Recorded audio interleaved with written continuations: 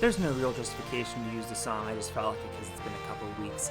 Welcome to some exhibition matches. You may have noticed on the Discord that I mentioned that some teams haven't played either Videopoker or Firefrost, and I want to make sure every team plays them at least once before week 12 so that they can make more informed decisions about which courses to ban. So, today we have 4 matches. It is the Philadelphia Firebirds and Austin Antelopes, Minneapolis Mystics and Toronto Racoons, both of those matches on Videopoker, and then the Kyoto Katanas and Reno Runners, and the Atlanta Aces and Pittsburgh Power, both on Firefrost. You may also be wondering why Hayate Kajihara is in the thumbnail of this video. It's because originally I was going to have a composite team of eliminated teams, and then realized that it was actually an even number of teams that missed a course and not an odd number. And I'm leaving the thumbnail both because I'm lazy and it's a funny picture, so it stays. Let's play.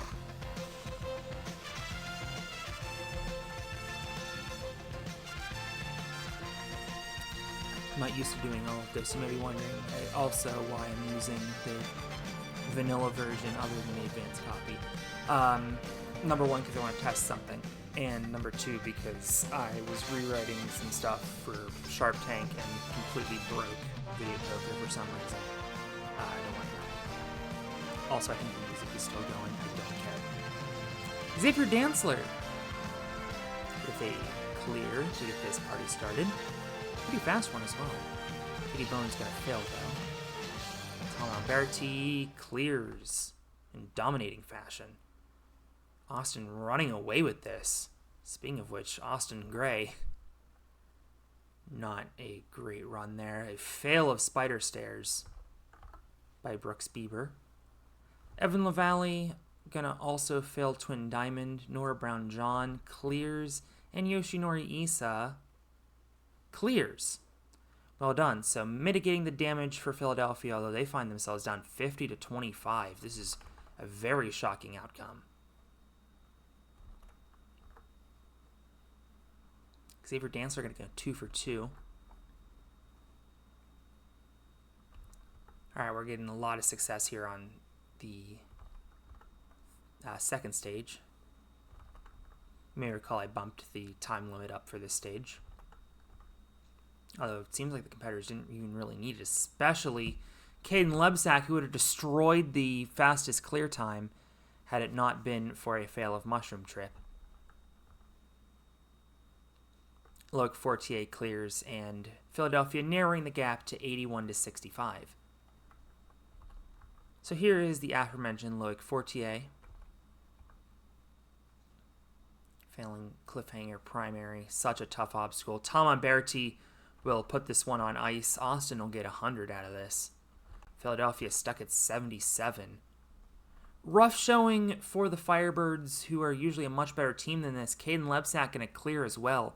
And the final score, Austin Antelopes 127, Philadelphia Firebirds 77. A tough showing for Philadelphia today. And now let's see if this works. First of all, I have to save this.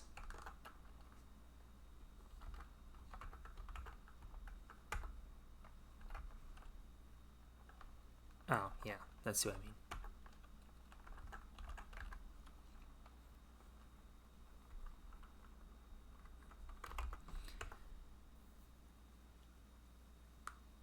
It does work. Nice. So now you don't have to close out every time you do a new NML simulation. Very happy about that. And it kept Zachary Burkholter on the Toronto Racoons. Very happy about that as well. Both teams with slow starts, but then James Sanella with the triple number. Of course, no prize money in the NML. Just Pride. Happy Pride Month, by the way. Time bound of Dreadmos. I was just starting to wonder if maybe the time limit was too high. Kai Beckstrand's going to destroy this stage, I bet. He sure does. Tamaki Sakai for the Racoons. Believe making her season debut this week. I just used week 11 lineups for everybody. Minneapolis running away with this one. Let's see if Tamaki Sakai can mitigate the damage. No, time's out. Of course, not the fastest runner in the world. We remember Hanzo. Of course, she was dealing with an injury there, so that's a bit of a learning curve.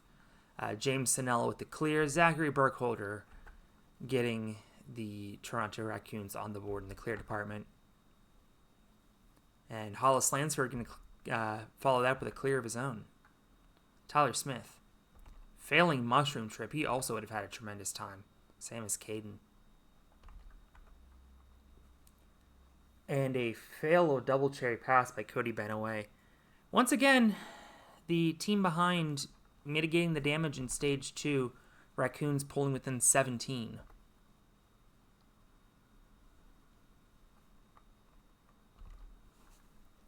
Nice run there by Thuckley. But Tyler Smith has been probably the best third stage athlete this season, but he doesn't finish it out on Tower of Bongo. Hollis Lansford now with the clear could take the lead. He does. Kai Beckstrand does have a pretty clear route to winning this match, though, with 3 obstacles cleared. He does, and that is just enough to put the Mystics over the top in an exciting match, 91-84. And taking a look at the stats, we only had 6 buzzers between these two teams. Tyler Smith, 2 very shocking fails on the final obstacle. So I get the impression that Minneapolis might choose to ban this one. And now we head over to Firefrost for the Kyoto Katanas and Reno runners. By the way, if it were not somehow clear from the word exhibition, these matches will do nothing for the standings. Christian Kirstjus up first for the Katanas. A close clear on Coconut Climb. Lots of C's there. Here's Isabella Folsom, who clears much faster. Keitaro Yamamoto will also clear. Now Munier makes it 4 for 4. Joel Matley fails rocket launcher, and we once again will miss out on the 8 for 8. Reno looking strong here. Oh, actually, this is their Week 10 lineup. They made some changes this week. Sorry about that, Radium. But in any event, getting some good intel here as we almost had the 8 for 8. Look at that, 7 for 8. Reno, I believe, went perfect. No, they did not go perfect. I mean, they went with the 4 for 4, but Keitaro got the 6, so it was not a clean sweep for Reno. Iano Oshima up first and fails Wrangler. Quite surprising. Graham Ogden the first fail of the day for Reno. Nick Warren also failing there. Second stage, we're seeing a lot of struggles here. A timeout of Monster Kong. And wow, he still can't get it clear. Still can't get it clear. None of the women even cleared an obstacle in this stage. Quite surprising. Isabella is on the cover this week, I think.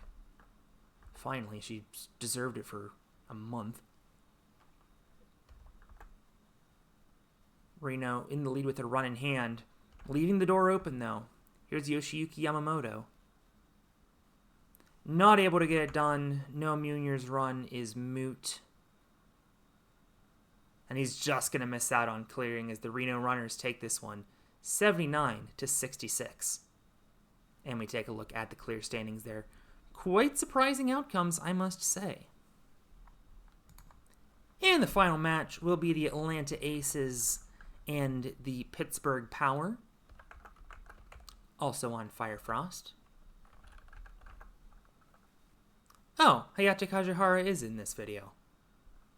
I did that whole intro in the 4 attempts it's taken me to record this for nothing. Huh. And then he failed. Unrealistic. So we're having some problems with the electric slide here. Let's see if Schneier... No, he can't. We're tied at 8. Brody Messier now gets the clear with under a second to spare. Josiah Papel clears in a much faster time.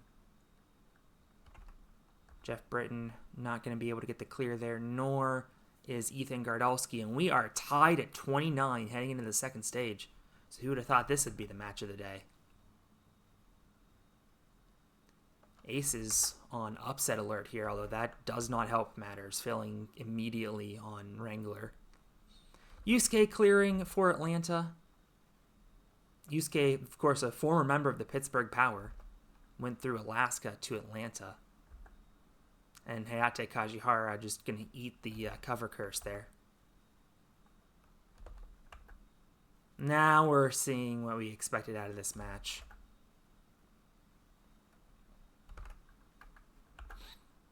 So the aces have this one in hand. Looks like the Power might not be getting a clear here. Jeff Britton, the last hope. Oh, and he clears! How about that? Jeff Britton, he still got it. Morimoto needs to clear for the century. He does not, and the final score will be Aces 89, Power 64. And one final look of the standings there. Jeff Britton clutching it for Pittsburgh. Actually, I take that back. Brody Messier cleared as well in the first stage.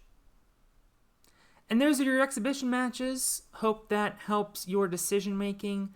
Let me know if I need to do anything else for you. But in the meantime, I will catch you in week 11.